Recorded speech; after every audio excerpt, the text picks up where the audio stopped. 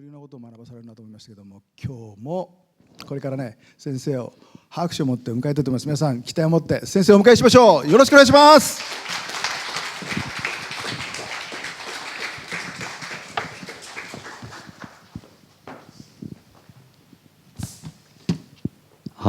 여러분과 함께하는 것이 너무나 기쁘고 행복합니다. 皆さんと共に過ごすことができることは本当に嬉しいですし、光栄です。 한국 교회를 바꿀까 합니다. 저도 이 교회에 출석하고 싶습니다. 今もう韓国の教会からこちらに移ろうかなと、こちらの教会の礼拝に参加したいと思っています。 우리 세지 선생가 이렇게 환영해 주시고 사랑해 주셔서 너무 좋습니다. 聖司先生が歓迎してくださり、また愛してくださり、本当に嬉しいです。 아이시마스.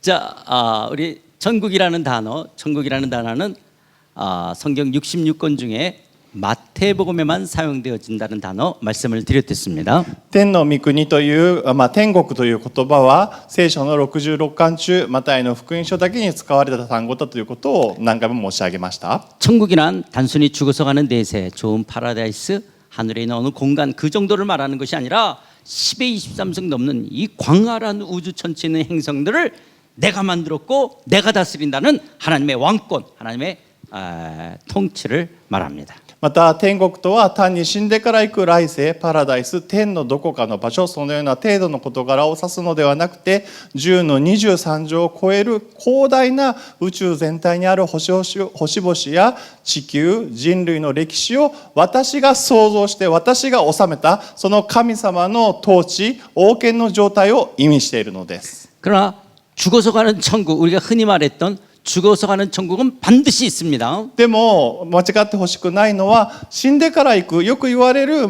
天国も必ずあるということです。 근데 어디 있는지는 모릅니다. でもそれがどこにあるかっていうのは私たちには分かりません。 그래서 성경에서 말하는 천국은 단순히 죽어서만 가는 곳을 말하는 것이 아니라 하나님 나라를 말하는 な 것입니다. のでつまり聖書で言っている天国というのは死んでから行く場所を言っているのではなくて神の国のことを言っているということになるわけです。 그래서 하나님 나라 천국이라는 말은 같은 말인데 하나님의 다스림, 통치, 왕권을 가리키는 용어가 천국 하나님 나라입니다. なので神の国と天国はイコールになりまして、それは神の治めや統治、王権を指す言葉であり、 죄와 불의로 타락한 세상을 심판하시나 구원하시는 하나님의 역동성, 일하심을 천국 하나님 나라라고 말합니다. また罪と不義で堕落したこの世の中を裁かれもしますし救われもする神様のダイナミックさ、その躍動感を指しています。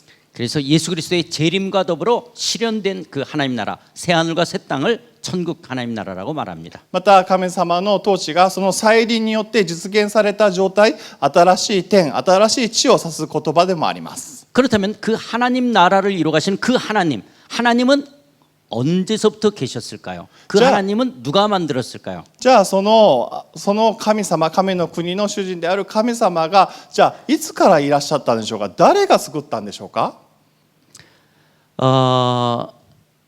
시간을 화살표로 표현한 겁니다. これは今時間を矢印で表現して表しているものです。 하나님은 영원 전에서 계셨고 영원 후까지 계실 분입니다. 神様は永遠の前からいらっしゃって永遠の後にもいらっしゃいます。 요한계시록 1장 8절에서는 주 하나님이시여 알파와 오메가 되시고 이전에도 계시고 지금도 계신다라고 말씀하십니다. ヨハネの黙示録の1章8節にあるのは私はアルファでありオメガであると、前からもいるし後からもずっといるというふうに終わりまでいるというふうにいらっしゃいます。 헬라적 관점에서는 처음과 나중이 된다라고 표현하는 말은 하나님이 처음 있었고 나중이 있다라는 것이 아니라 하나님의 영원성을 처음과 나중이 되신다라고 표현하고 있습니다. これはギリシャ語で最初から最後と言っているのは本当に最初から最後っていう意味ではなくて、これは神様が永遠にずっといるというふうなことを指しているわけです。 그래서 하나님은 이 시간의 주권자십니다. なので神様はこの時間の主権者でもあるわけです。 인간의 문화의 축적을 역사라고 한다면 하나님은 역사의 주권자십니다.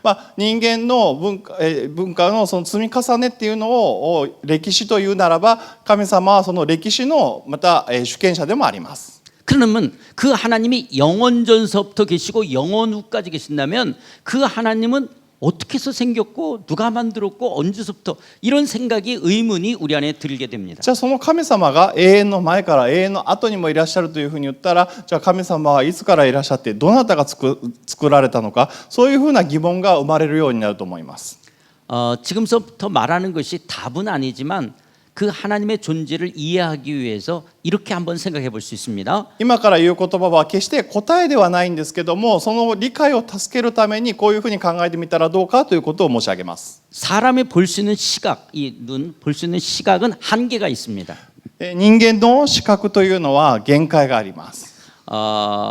우리 눈이 모든 것을 다 볼 수는 없습니다. 私たちの目というのは全てのものを見ることはできないんですね。 인간의 눈으로는 가시광선만 볼 수 있어요. 人間の目というのは可視光線だけ見ることができるんですね。 그래서 빨주, 노초, 파남보 이 색을 볼 수가 있습니다. なのでこの紫からこの赤色のところまでそれを見ることが私たちできるわけです。 크게는 7가지지만 이 7가지 색을 더 구분하면 이거를 트루칼라라고 그러는데 1677만 7216색으로 나눌 수가 있습니다. まあ大きくはここに出ているこの紫色から赤色までの7色になりますけども、これを本当に細かく分けると、トゥルーカラーというんですけど、2の24乗1677万7216色になります。 그러나 빨간색 넘어 적외선은 인간의 눈에 안 보입니다. でもこの赤色を超えた部分に関して私たちは見ることが人間の目では捉えることができません。 보라색 넘어 자외선은 인간의 눈에 안 보입니다. また紫色の先の紫外線については人間の視覚ではそれを見ることはできま 이것이 せん。 인간이 갖고 있는 시각의 한계입니다. これがつまり人間が持っている視覚の限界なわけです。 사람이 들을 수 있는 것, 인간은 청각의 한계가 있습니다. じゃあ人間の聞くこと、聴覚にも限界があります。 사람이 들을 수 있는 귀는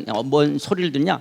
20Hz에서부터 2만 Hz까지 들을 수가 있습니다. 人間が聞くことができる可能な周波数というのは 20Hz から2万 Hz までということです。 카페트 위에 바늘 떨어지면 소리가 있지만 안 들립니다. 왜냐하면 20Hz가 안 되면 인간의 귀에는 안 들립니다. カーペットの上に針が落ちたとしてももちろんそれには音が存在するんですけど、人間の聴覚ではそれを聞くことはできません。 20Hz가 안 되기 때문에. それは 20Hz に届いていないからです。 또 지구가 공전하고 자전하면서 굉음을 내고 있습니다. また地球が公転しながらまた自転しながら音を出しているんですけども、 그런데 인간의 귀에는 안 들립니다. でも人間の耳には聞こえません。 주파수가 다르기 때문에 그렇습니다. なぜならそれは周波数が異なるからです。 내가 못 듣는다고 소리가 없다라고 말하면 안 된다라고 하는 でも 것입니다. かといってこれが何を言いたいかというと、人間が聞くことができないからといって音が存在しないということではないということです。 이것이 인간이 갖고 있는 청각의 한계가 있기 때문에 そ 그렇습니다. れはなぜなら人間には聴覚の限界があるからです。 그런 것처럼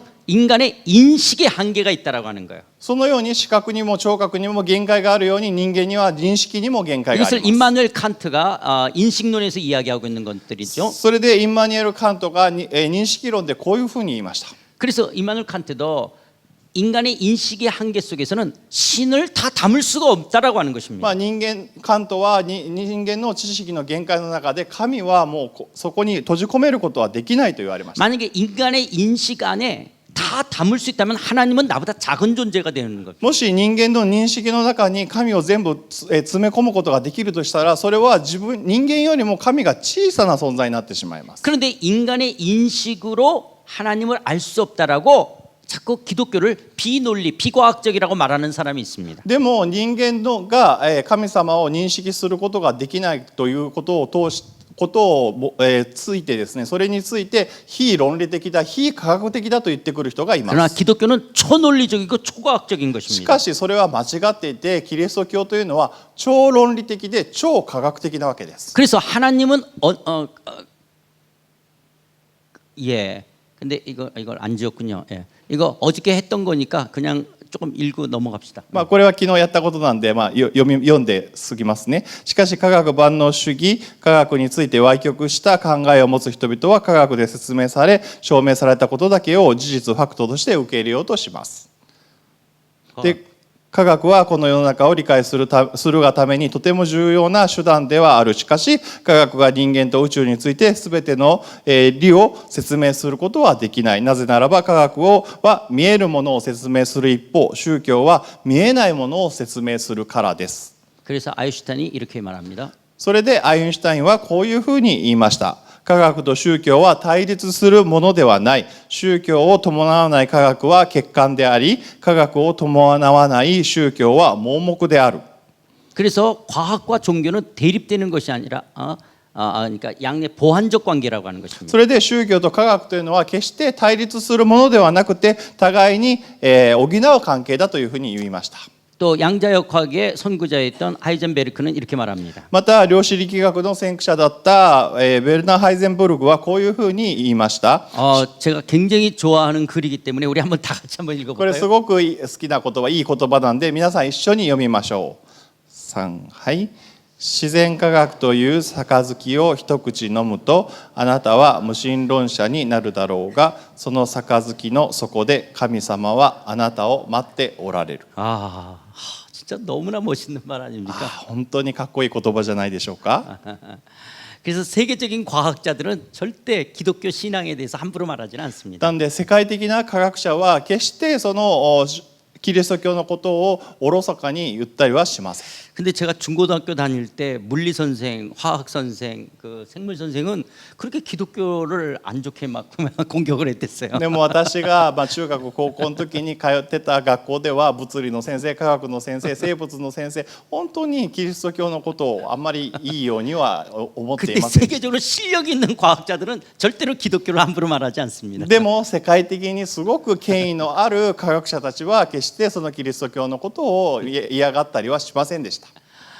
이것이 그러면 하나님의 영원성인데 그 하나님이 언제서부터 누가 만들어서 있는지 우리 인간의 인식의 한계 속에 알 수가 없다라고 하는 거예요. これは神の永遠性を表しているんですけども、人間のその認識の中ではそれが理解することができないということです。 그건 우리 인식을 뛰어넘는 거예요. 私たちの認識を飛び越えているものなのです。 내 인식 안에 담을 수 없다라고 그걸 부정한다라는 것은 도리어 어리석은 것입니다. 私の認識で理解することができないからといってそれを否定するっていうのはすごく幼稚なことです。 그런데 어느 날 하나님이 하늘과 땅을 창조하셨습니다. でもある日神様は天と地を創造されました。 그리고 하나님의 형상을 쫓아 인간을 만드셨습니다. そして神様の似姿に似た人間を創造されました。 하나님 당신의 존재를 우리에게 나타내 보이진 않았지만 하나님은 하늘과 땅을 창조하시고 하늘의 새를 만드시고 또 이 나무와 짐승들을 만드시고 바닷가의 물고기 만드시고 하나님의 형상을 쫓아 인간을 만드시는 것을 통해서 당신 내가 있다라고 하는 하나님이 있다라는 것을 나타내 보이셨습니다. 神様は決して自分自身ご自身のことを表しはしませんでしたが、創造の御業を通して天と地を創造されて、また魚を作られたり、また木々を作られたり、草木を作られたり、また自分の似姿である人間を創造されて、自分がどういう存在なのかをそれらを通して表されました。 すみません. 이 그림 누가 그린 것이죠? 이 この絵は誰が描いたか分かりますか？ 예, 피카소가 그린 겁니다. ピカソが描いたもんですよね。 우리는 피카소를 만나본 적은 없습니다. 私たちはピカソに会ったことないですよね。 그러나 피카소의 작품을 통해서 작가의 정신 세계를 유치하는 겁니다. でもピカソの作品を通してその作者の精神世界に私たちは会うことができるわけです。 약간 정신이 돌아가. ちょっと精神的に不安定なのかなみたいな。 그러니까 우리는 작품을 통해서 작가를 알 수 있는 겁니다. 私たちは作品を通してその作家描いた人を分かるということです。 이런 자연 만물이 있고 인간이 있다라고 하는 것은 하나님이 있다라고 하는 것을 나타내는 것입니다. なのでこの自然があってまた人間が創造されているというのはつまり神様が存在するということなんです。 그런데 우리 안에 죄가 들어오는 것으로 인해서 죄가 들어오자 하나님을 하나님으로 알지 못한 거예요. でも私たちの中に罪が入ってきてしまって神様を神様と感じなくなってしまいました。 그래서 시편 14편에 뭐라고 말씀하냐? 어리석은 자는 그 마음에 이르기를 하나님이 없다라고 말하는 것입니다. それで詩編の14編の一節で何と言っているかというと愚か者は心の中で神はいないと言うと言っています。 그러면 기독교인들은 그냥 안 믿어져도 무조건 믿는 거냐? 그렇지는 않습니다. 하나님은 기독교인들에게 인격을 주셨기 때문에 우리도 지적인 사고를 합니다. じゃあクリスチャンたちは何も本当にしないで、ただ本当になんか超能力的に信じるのかといったらそうではないわけですね。神様もちゃんと人間に思考する力、考える力を与えてくださいました。 기독교는 그냥 맹신하는, 무조건 믿는 맹신하는 것이 아닙니다. キリスト教というのはただ盲目的に信じるそういう信仰のものではありません。 여전히 하나님이 하나님의 형상을 쫓아 우리에게 인격을 주셨기 때문에 기독교인들도 지적 사고를 합니다. 지적 사고. 相変わらず神様は人間を自分の似姿として作ってくださったわけですから、私たちに思考というものを与えてくださいました。 그런데 우리 안에 성령이 오셨기 때문에 이게 믿어지는 겁니다. なので私たちの中に聖霊様がやってきたので信じることができるようになったわけです。 근데 성령이 있지만 여전히 우리의 인식 속에 이해가 안 되고 또 잘 모르는 부분이 여전히 있습니다. でも聖霊様がやってきたとしても相変わらず私たちの中で理解することができなかったり認識できないことがあります。 사실 이 하나님 나라 세미나는 제가 목사로 가르치려고 만든 내용은 아니었습니다. 実はこの神の国のセミナーというのは私が牧師だからといって教えるものではありませんでした。 저는 모태 신앙으로 어릴 때부터 교회를 다니면서 굉장히 이렇게 신앙에 대한 고민이 많이 있었습니다. 実は私は母の胎にいた時から信仰を持っていたものなので、小さい時から信仰についてものすごく考え悩んできました。 저는 어릴 때부터 한국에 굉장히 보수 교단 고베 신학교하고 그러니까 고베 신학교하고 같은 교단인데 굉장히 보수적인 교회에서 제가 어릴 때부터 자랐습니다. 私はすごく幼い頃から保守的な、日本でいうと神戸にある神学校と同じ教団なんですけども、その保守的な教団で育ってきました。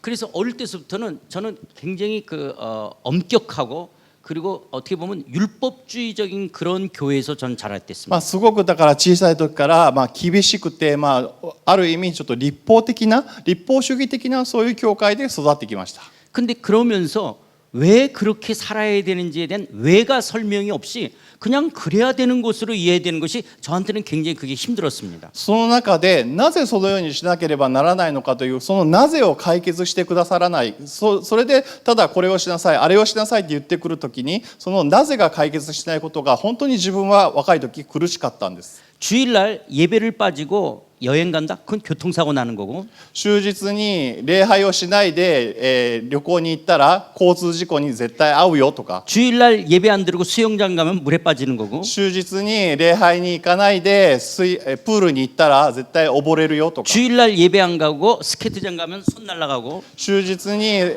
礼拝に行かないでスケート場に行ったらスケートの刃で指を切るよとか、 주일날 예배 안 들어오고 산에 가면 산에서 떨어지는 終日に礼拝を守らないで登山に行ったら山から落ちるよとか、 그러니까 반드시 주일날 예배를 드려야 だ 됩니다. から必ず終日は礼拝を守れと言わ 그러면 れる。 기독교인들은 주일날 놀러 가면 안 되는가? じゃあクリスチャンは終日に遊びにレジャーをしたらダメなのか？ 이런 부분들에 대해서 교회는 무조건 안 된다 그러죠. 왜 안 되는지에 대해서는 구체적인 설명이 없었습니다. そういうことに対して教会はただ単に上から頭ごなしにダメだと言ってなぜダメかは説明してくれなかったわけです。 한국 교회는 술 담배를 하면 거짓 마귀 새끼로 봅니다. 韓国では本当にお酒やタバコを韓国の教会でお酒やタバコを吸うというと本当にものすごく愚かなもののようにして、言ってきます。最低な人間のようにしてきます。 저는 왜 하나님은 이렇게 술 담배를 싫어할까? 그게 굉장히 궁금했습니다. なぜ神様がそこまで酒と、タバコを憎まれるのか本当に気になっていました。 아니 술은 먹으면 술 취해서 안 좋은 짓 할 수 있지만 담배 연기 때문에 하나님은 담배 연기를 이렇게 싫어. 왜 담배 연기가 뭔데 이렇게 술 담배만 하면 이렇게 굉장히 믿음 없고 신앙이 타락한 사람처럼 왜 이렇게 여기는가? 크게 이해를 잘 못했습니다. まだお酒は酔っ払ったらちょっとありえないことをしたり変なことをしたりするのでちょっと理解ができたんですけど、でもタバコの煙ってなんでそこまで嫌われるのかな、神はそれを嫌われるのかな、全然それを理解することができませんでした。 또 기도를 많이 하면 축복을 받는다 그러는데 우리 어머님은 정말 기도를 많이 하는 사람이었습니다. 本当にまたお祈りをしたら祝福を受けるというふうに習ってきましたが、でも私の母はものすごくお祈りをする方でした。 그런데 제가 중학교 고등학교 때 이제 여름에 학교를 갔다 오면 한 4시 반 5시 되면 배도 고프고 목도 마르서 냉장고를 열어보게 됩니다. 私が中学校高校の時に、学校に行って帰ってきたら、4時半5時頃になるんですけど、喉も渇くしお腹も減るので冷蔵庫を開けます。 아직 저녁 먹을 시간이 아니기 때문에 뭐 좀 시원한 거를 먹고 싶고 뭐 배도 채우고 싶지만 냉장고를 열었다가 그냥 닫는 마음 아십니까? まだご飯夕食を食べる時間じゃないので、何か冷たいものを飲みたかったり、またちょっと小腹を満たそうと思って冷蔵庫を開けたのにそれを閉める、ただ閉めるだけしかできない気持ち分かりますか？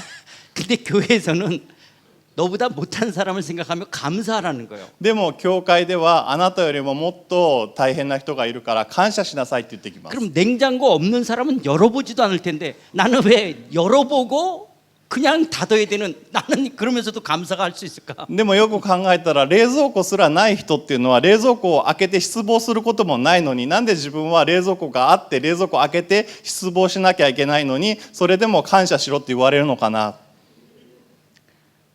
제가 하나님 앞에 키 크게 해달라는 기도를 했을 것 같습니까? 안 했을 것 같습니까? 私が神様に背をもっと高くしてくださいって祈ったと思いますか、思いませんか？ 진짜 많이 했어요. 本当にたくさん祈りました。 근데 네가 염려함으로 키를 한 자나 더하리야. 그러고는 키는 안 で 컸습니다. もあなたの限界はここまでだよと言ってこれ以上背を伸ばしてくれませんでした。 그리고 저희 집 저희 아버지는 사기 당하는 은사가 있으셨습니다. また私の父は詐欺に遭う賜物を持っていました。 그래서 우리 집이 그렇게 경제적으로 넉넉하지가 않았대요. なので私の家庭はそんなに経済的には余裕がある家庭ではありませんでした。 그러면 우리 어머니가 얼마나 더 기도해야지 우리는 그래도 여유 있는 생활을 할 수 있는가, 그런 것들이 늘 저한테는 의문이었습니다. なのでいつもじゃあどれだけうちの母がお祈りを積み重ねれば私の家庭は本当にお金に経済的に余裕のある家庭になるんだろうかと本当によく悩みました。 저희 큰 누님, 작은 누님, 형, 셋째 누나가 있고 제가 막내였습니다. 私にはお姉さん2番目のお姉さん、そしてお兄さん3番目のお姉さんがいて、そして私がその下でした。 근데 그 세 번째 누나가 제가 태어나기 전에, 그러니까 저보다 3살 많았던 누나인데요. 제가 태어나기 전서부터 경기를 했답니다.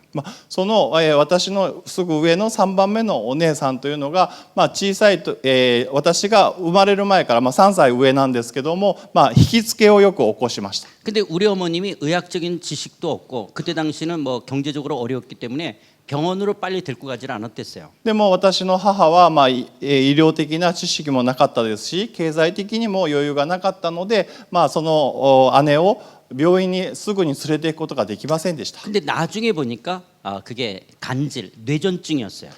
後で分かったんですけども、それが、引きつけ肝の虫ですよね。そういう脳のちょっと病気だったわけです。 그런데 그 경련을 할 때 숨을 안 쉬고 1분 30초, 2분을 넘게 숨을 안 쉬고 경련을 해요. で痙攣をしだしたら本当にもう1分半2分ぐらい息をしないでずっと痙攣をしていました。 그래서 막 할 때 보면 입술이 보라색처럼 막 거진 죽어가요. でそういうふうにしているとその姉は唇が真っ青になっていくわけです。 그러면서 뇌로 산소가 공급이 안 됐기 때문에 정신 연령이 한 3살, 4살밖에 되지 않았댔어요. でそうなってしまうと脳に酸素が行き渡らないので、そのその知性年齢が3歳4歳のまんまでとどまってしまいます。 그래서 어릴 때서부터 우리 엄마나 우리 아버지는 저한테 현순이를, 나 누나인데 내가 지켜야 돼서, 제가 동생인데 저는 늘 제 누나를 지켜야 되는 거예요. 현순이를 제가 지켜야 되는 사람이었어요. なのでいつも、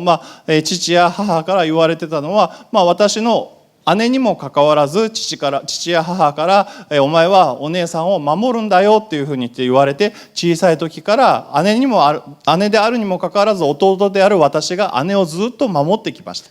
집에서 가정 예배를 드릴 때 우리 어머님이 당신의 죄 때문에 그 우리 셋째 언니가 그렇다는데 우리 엄마가 무슨 죄를 졌기에 자기 딸이 이렇게 경련을 하고 이래야 되는 거냐라는 거예요. でいつも家庭礼拝をするときに本当に私の罪のために、この自分の娘がこうやって痙攣を起こしてこういうふうな状態になってしまったというふうに言ってたんですが、何をその母が罪を犯したというのかと 또 思います 정실 연령이 3살, 4살밖에 안 되니까 복음을 설명해도 알아들을 수가 없는데 그러면 우리 셋째 언니는 그 누나는 구원받을 수 있는가 그런 것들이 계속 의문이 있었습니다. また精神年齢が3歳4歳しか満たないので福音を伝えたとしてもそれを理解することができない。じゃあ姉は救いを得ることができないのかな。 이런 거와 더불어서 저는 기독교에 대한 고민들이 너무 많았어요. そういうことを含めて本当にキリスト教に対しての悩みやいろいろなそういうことがたくさん考えることがありました。 에덴 동산에서 아담 하와, 가인 아벨, 가인이 아벨 죽였어요. 그럼 에덴 동산에 3명밖에 없지 않습니까? エデンの園で、アダムとエバ、カインとアベルでカインがアベルを殺しまして、そしたらエデンの園には3人しかいないですよね。 근데 가인이 에덴 동산에 쫓겨나가면서 다른 사람이 자기를 죽일까 봐 두렵대. 여기 다른 사람은 어디서 생긴 사람들이죠? でもカインがそのエデンの園を追い出されて、自分が殺されるかすごく怯えていた。でも誰が自分をそんな殺そうとしますか？ 그 다리가 어디서 난 사람들이에요? どこに来る人がそれを殺そうとするんでしょうか？ 또 가인의 족보가 나오는데 이 여자는 어디서 난 여자인데 갑자기 아내가 생긴 거예요. またカインのその家系図が出てきますけども、じゃあその相手っていうのはその女性はじゃあどこから現れた人なんでしょうか？ 또 하나님이 전지전능하시다면 아담과 하와가 선악과 따먹은 걸 다 알았을 텐데 また神様が全知全能なお方なんだったら、じゃあアダムとエバが善悪の木から食べることも分かってたんじゃないでしょうか？ 그러면 하나님이 하와가 선악과 따먹을 때 이렇게 한 번이라도 헛기침했으면 하와가 깜짝 놀라 안 틀릴 때 왜 가만 놔뒀을까? じゃあエバが善悪の木からその実を食べるときにって言って一言、その咳払いだけをすればエバはびっくりしてこれはダメなんだっていうふうにしたんじゃないでしょうか？ 또 하나님께서 창세전에 택하신 사람들이 구원을 얻는데요. 그럼 하나님이 택하신 사람은 하나님을 믿을 수가 없잖아요. じゃあ神様が選ばれた人だけが救われるというふうなことであれば、じゃあ選ばれてない人はじゃあ救われないっていうことですか？ 근데 왜 전도하고 선교하지? じゃあでもなんで伝道してじゃあ宣教するんでしょうか？ 하여튼 이런 것들이 저는 너무 머리가 복잡했댔습니다. とにかく本当にそういったことを考えれば考えるほど頭の中が混乱していきました。 그런데 저는 고등학교 2학년 때 목사가 되겠다라고 헌신했습니다. でも高校2年生の時に私は牧師になると献身しました。 또 신학교를 계속 で 다녔댔습니다. また進学校にずっと通うようになりました。 또 군대를 갔다 와서는 또 제자훈련에 거진 미쳐서 살았댔습니다. また軍隊を終えて除隊してからは本当に弟子訓練に邁進しました。 그래서 신학교 교수님들 또 여러 책들 이런 것을 통해서 어느 날 기독교라는 게 이런 거고 그리고 내가 가졌던 그 갈등과 고민들이 이런 것이라고 하는 것이 해결이 됐댔어요. それで進学校の先生たちはまだいろいろな本を通して本当にある日突然キリスト教ってこういうことなんだな、今まで自分が悩んできたっていうのはこういうことだったんだなっていう答えを得ることができました。 그것이 하나님 나라라고 하는 원리 속에서 내 신앙의 갈등과 문제들을 해결할 수가 있었어요. それが神の国ということの中で自分が抱えていた信仰の葛藤やそういった悩みが解決されたわけです。 그래서 만들어진 게 이 내용입니다. それでその内容をまとめて作ったのが今教えているこの神の国のセミナーの内容なんです。 그래서 여러분들에게는 이번엔 하나님 나라 이론만 이야기하는 거고 사실 적용편이 있습니다. 이 적용을 하기 위해서 이 이론을 하고 있는 것들입니다. なので今皆さんには今回のセミナーでは神の国の理論を教えていますけども、この理論を適用するまた適用編があります。でも今回はその適用編を理解するための理論を今皆さんにセミナーでお教えしています。 무시 세세세가 마다 하면 적용편을 할 날을 기대해 봅니다. また誠司先生が機会を与えてくださったら適用編についてもセミナーを開きたいと思います。 그러면 지금도 그러면 저는 목사로서 고민이 없냐 신앙에 여전히 지금도 어떤 부분에 대한 신앙의 고민이 있습니다. じゃあ今牧師になったからといって信仰について信仰生活について悩みがないのかといったら今でも悩みはもちろんあります。 저는 하나님이 창조하신 그래서 젊은 지구론에서는 우리 지구의 나이를 한 10,000년, 12,000년 정도로 봅니다. まあ、神様が創造されて、まあ、地球のことをまあ若く見る、まだ短く見積もるそういった理論では地球が誕生して1万年から1万2000年というふうに見積もっています。 그러나 우리는 진화론을 믿지는 않습니다. でも私たちは進化論は信じてないですよね。 그러나 그리스도인들 가운데 유신 진화론이 있어요. 유신 진화론. でもクリスチャンの中で有神進化論というのを唱える人がいます。 하나님이 창조하신 것을 믿지만 그 가운데 진화론과 어떤 이 내용들을 대화할 수 있는 그런 크리스찬 과학자들이 또 있습니다. 神様が創造することは信じるんだけども、その中でまた進化論を唱える人たちと対話することができると考えているクリスチャンの学者がいます。 그러니까 처음에 창조를 하나님이 창조한 걸 믿지만 그 이후에 어떤 진화적인 것들에 대해서는 과학자들하고 대화를 나눌 수 있는 그런 유신 진화론자들이 있어요. 크리스찬 중에서. 一番最初の何かを創造されたのは神様が創造されたんだけども、その後で進化していく過程については進化論を唱える科学者たちと話が合うという、そういうふうなクリスチャンの人がいます。 저는 젊은 지구론을 믿는 사람입니다. まあ、私はその、地球が若い地球論というのを信じます。 왜 믿느냐? 그런 신학교에서 배웠고 그런 교수들한테 들었기 때문에 제가 아는 거지. 제가 그걸 공부해 본 적은 별로 없어요. なぜ信じるかといったら、そういうふうに唱える進学校の教授から学んだし、そういうことしか学んでないので、あんまりそのことについて具体的に別に理論を学んだわけではありません。 그래서 그런 유신 진화론자들의 이야기를 들으면 여전히 제 안에도 그런 갈등과 또 여러 가지 알 수 없는 것들에 대한 그런 질문들은 있습니다. なので先ほど言ったような有神進化論者の話を聞いたときに、自分の中でもそれに対して明確にいやそれは違うよとかっていうこともできないですし、もしかしたらそうかもしれないなっていうふうに思うところがあります。 그래서 저는 이 고린도전서 13장 12절 이 성경 구절이 너무너무 좋습니다. なので私は第一コリントの13章12節のこの御言葉がすごく大好きです。 우리가 지금은 한번 읽어줄게요. 私たちが今、私たちは鏡にぼんやり映るものを見ていますが、 선호도끼 その時には顔と顔を合わせて見ることになります。 이마와 今私は一部分しか知りませんが、その時には私が完全に知られているのと同じように私も完全に知ることになります。 지금은 우리가 그리스도인으로서 우리도 생각할 수 있는데 지금은 이 땅에서 성령 안에 있지만 때로는 얼굴과 거울로 보는 것처럼 희미할 수 있지만 그러나 그때는 예수님이 재림하시고 미래적 하나님 나라가 완성되어질 때는 얼굴과 얼굴을 대어 보게 알게 될 것이라는 거예요. 今私たちがこの地上にいる時には鏡で顔と顔を見合わせているようにぼんやりというふうに見ているんですけども、その時になったら神様の顔をしっかりと見ることができて全てが分かる。 지금은 우리가 부분적으로 알지만 그러나 예수님이 재림하시고 미래적 하나님 나라가 완성되어지면 온전히 알게 되라. 이것이 얼마나 우리에게 놀라운 소망입니까? 今私たちはこの地上で部分的にしか理解してないですけども、その神様が再臨されてこの新し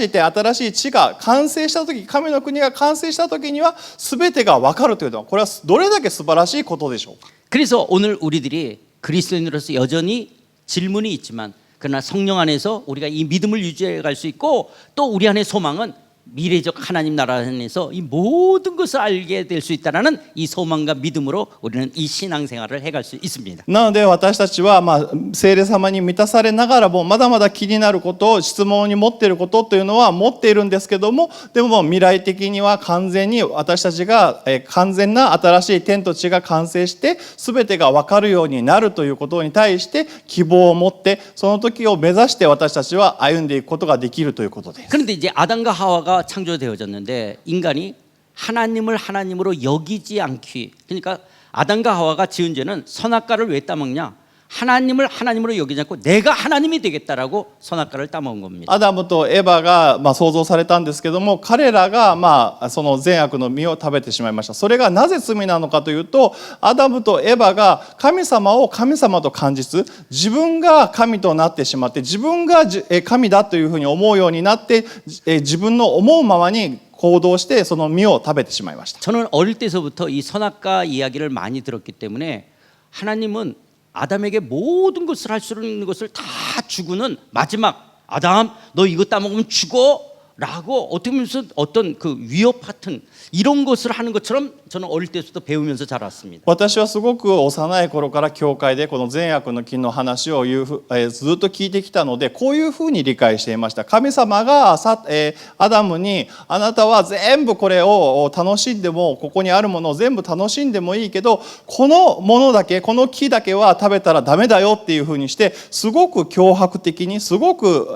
恐れを与えるような言い方をしてきたというふうに認識していました。 근데 그게 어떻게 강압적이고 그리고 위협적인 것이 아니라 아담 네가 이런 모든 것을 할 수 있는 다 줬고 네가 이 모든 것을 다 이해할 수 있어. 근데 아담 너 네가 하나님이라고 오해하지 마.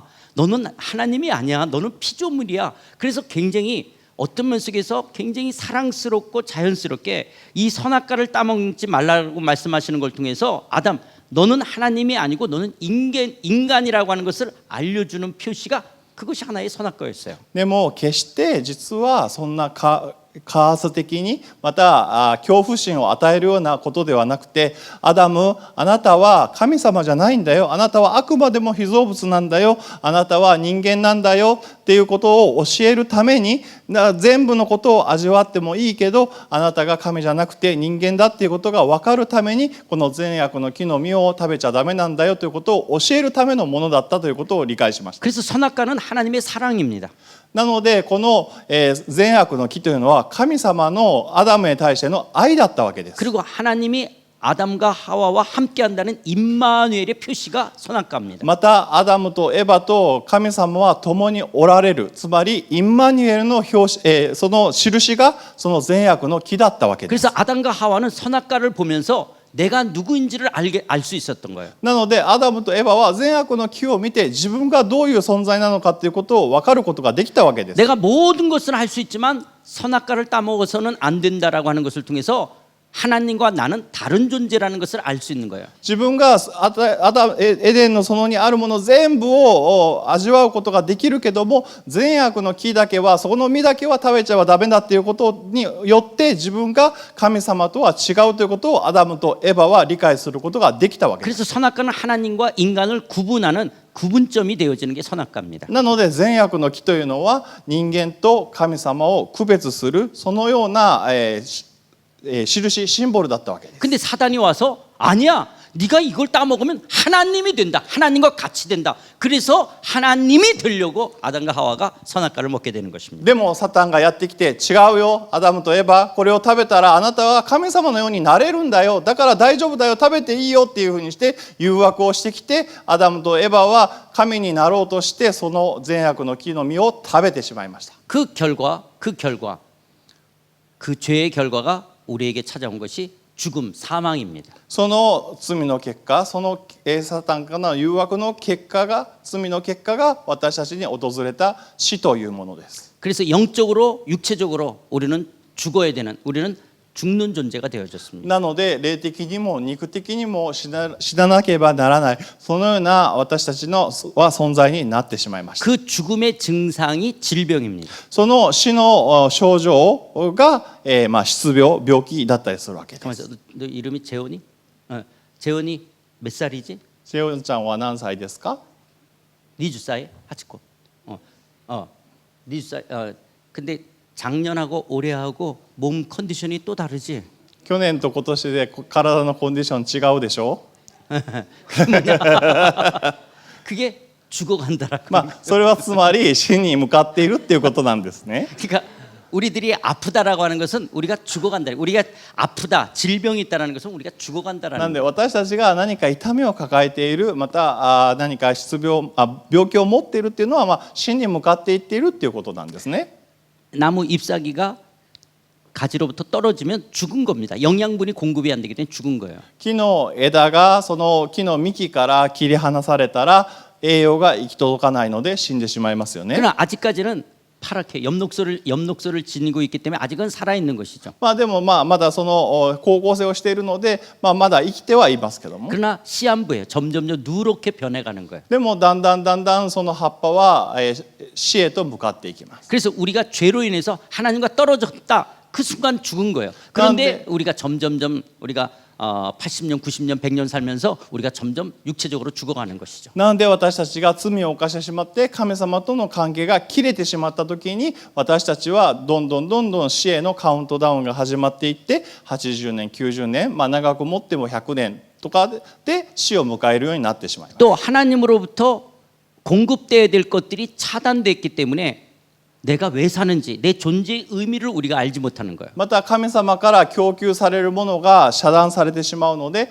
なぜ自分が生きているのかということが供給されなくなってしまってしまいます。 또 그러고서 사랑하는 사람이 있고 사랑하는 친구가 있고 가족이 있음에도 불구하고 인간은 실존적 고독이 있는 겁니다. また 외로움이 있습니다. また愛する家族やまた愛する友がいるにもかかわらず、神様人間はその神様から離れてしまっているために、その中で孤独を感じるようになってしまいます。 그 고독함을 그 외로움을 뭘로 자꾸 채우게 되어지면 일어나는 게 중독의 문제가 되는 겁니다. じゃあその孤独感を何で埋めようとするかというといろいろなものでその孤独を埋めようとしてそれが中毒へと発展していってしまいます。 그러면서 인간은 지금 100년 이렇게 살아가고 있는 것들입니다.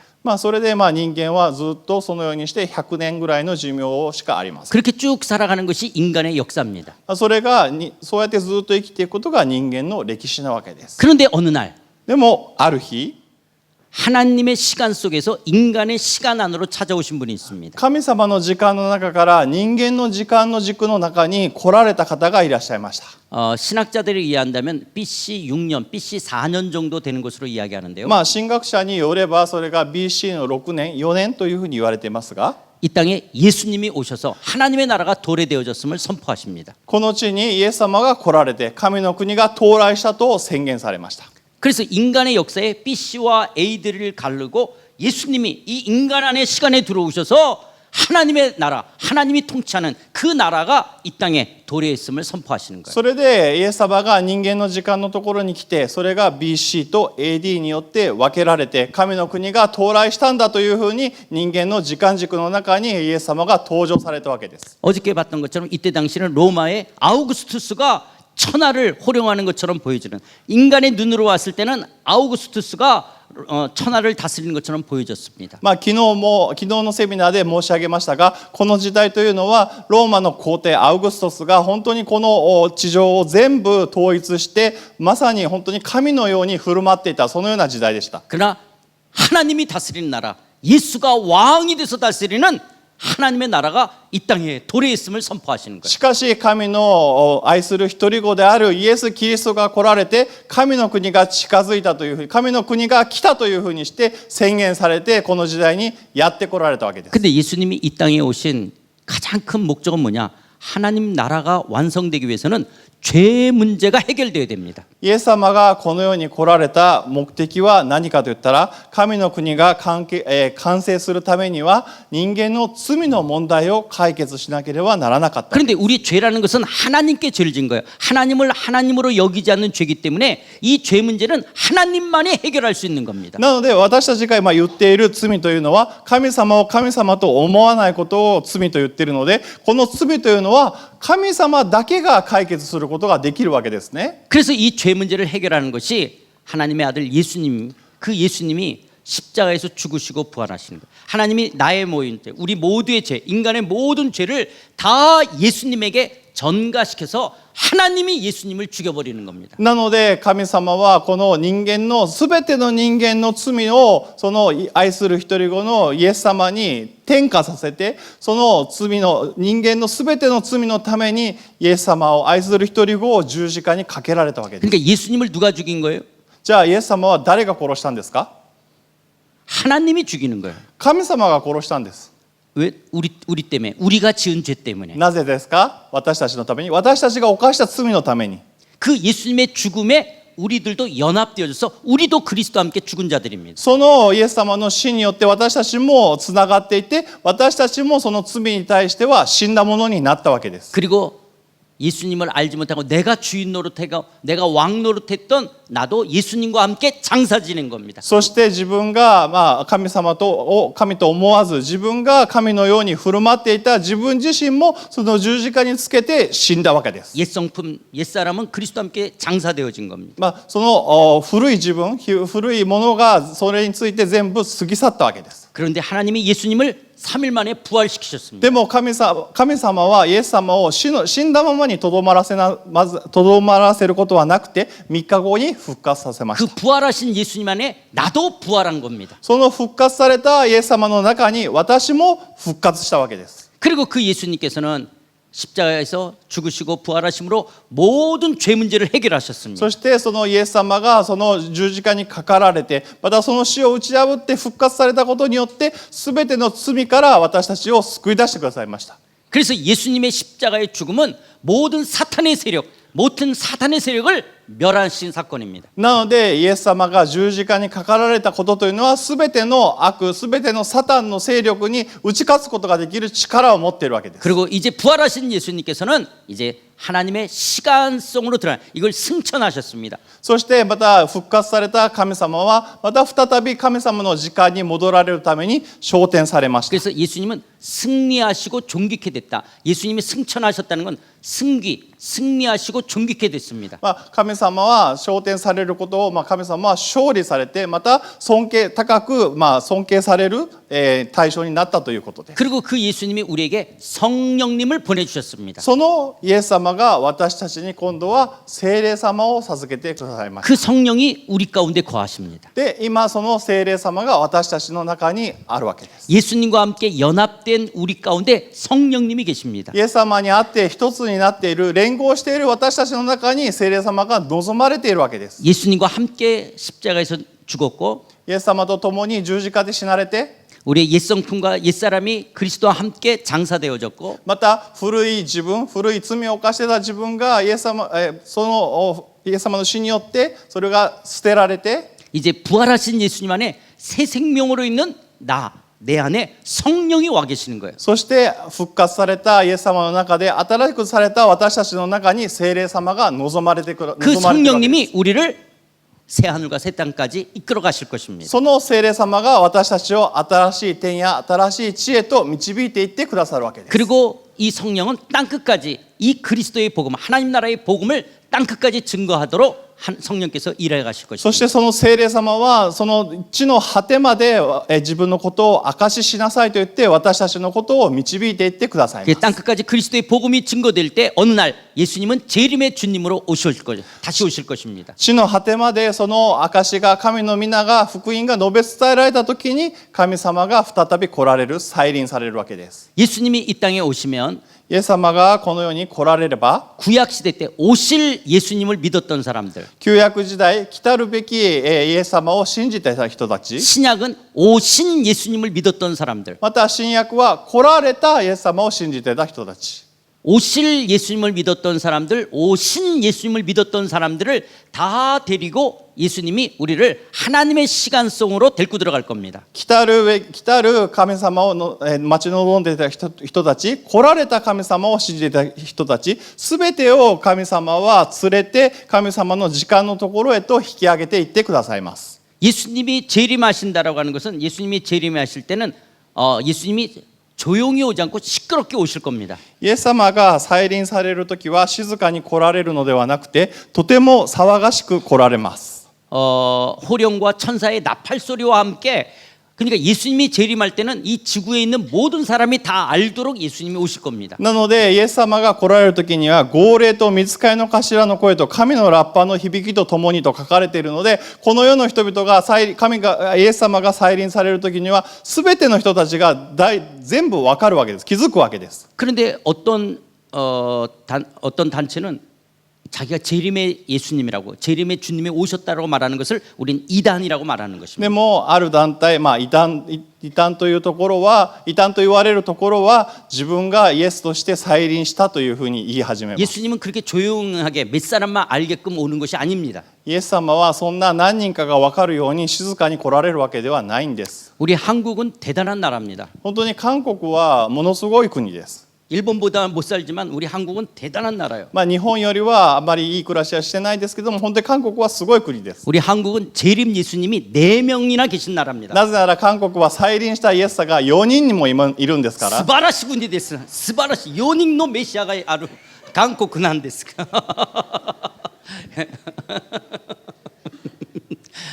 그러니까 예수님이 오실 때는 시끄럽게 오실 때 우리 모든 지구에 있는 사람이 다 알게 될 겁니다. でもイエス様が本当に再臨される時は地球上の人たちが気づくように本当に騒がしく来られるわけです。 그리고 예수님으로 말미암아 완성되어지는 나라가 새 하늘과 새 땅입니다. またそのイエス様の再臨によって誕生するのが新しい天、完成するのが新しい天であり新しい地なのです。 이 새 하늘과 새 땅에는 눈물이나 사망이나 아픔이나 곡하는 것이 다시는 있지 않게 될 것입니다. この新しい天や地においては涙や死亡、悲しみ、痛み、嘆きが存在しません。